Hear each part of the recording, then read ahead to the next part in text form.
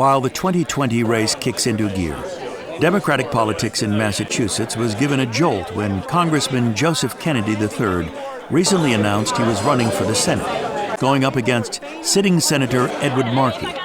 The day after announcing his candidacy, Kennedy was at a meet and greet in Pittsfield where State Senator Adam Hines made the introduction. Good morning, Pittsfield. A lot of you are probably wondering why a sitting state senator is here to introduce someone who's challenging a sitting U.S. senator.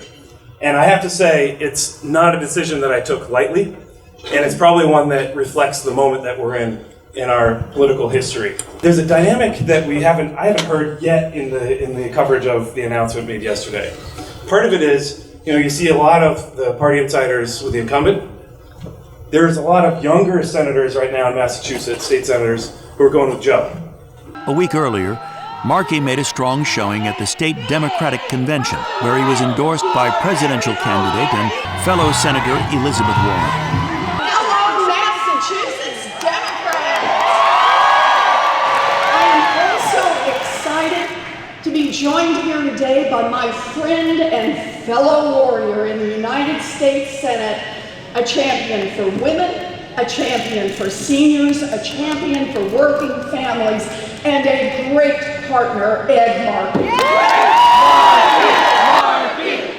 So many of us are here today because we recognize that right now we are in an epic struggle for the very heart of our sacred democracy. Donald Trump and his allies want us fighting each other so that we're not focused on fighting them. But that's where the real fight is. Markey gained national recognition this year, partnering with Alexandria Ocasio-Cortez in proposing the groundbreaking environmental justice legislation, the Green New Deal. Because the greatest, strongest, richest nation Kennedy, in the world... with his enormous name recognition, poses a serious challenge to Markey's incumbency. Kennedy was tagged to make the Democratic response to Trump's State of the Union in 2018 and delivered a speech widely considered one of the best of its kind. You sat high atop your mom's shoulders and held a sign that read, "Build a wall, and my generation will tear it down."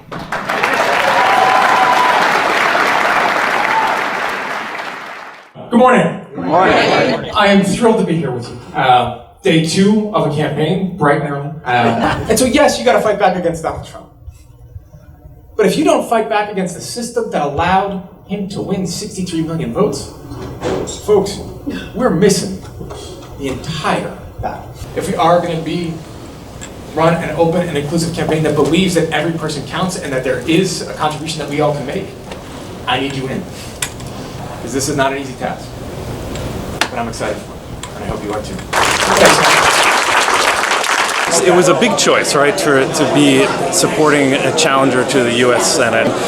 Joe, I've decided, has the profile to have an impact. He's got the intellect, he's right on the issues, he has a higher rating from the League of Conservation Voters than Ed Markey himself. I'm 100% behind the Green New Deal. I was an original co-sponsor of the Green New Deal. I've been on the piece of legislation from day one. I put my environmental record up against anybody's. And look, the challenges we face in this country today include climate change, and that's right at the top of the list. We also have myriad other challenges that we have to face and that I believe an elected official has to be focused on, particularly for a younger generation. How are you going to be able to raise a family with the cost of childcare that outpaces the cost of public tuition in 28 states across our country? How are you going to be able to raise a family if you can't afford rent, which is eating up a higher and higher percentage of people's earnings every single year? How are you going to be able to try to provide for that family when you've got student loans that are eating up whatever little disposable income that you've got? Senator Warren is a dear friend. Congresswoman Ocasio-Cortez is a friend as well. She's a colleague of mine in the House of Representatives. I respect the decision of my colleagues, absolutely. This race is going to be decided by the citizens of Massachusetts, voters of Massachusetts, and I look forward over the course of the next year of making my case. With these two formidable candidates now vying for a Senate seat, Massachusetts Democrats' traditional unity is somewhat shaken in this moment when the national and global stakes are so high. It remains to be seen whether status quo or generational change will win the day. For the Berkshire Edge, this is Jim Frangione.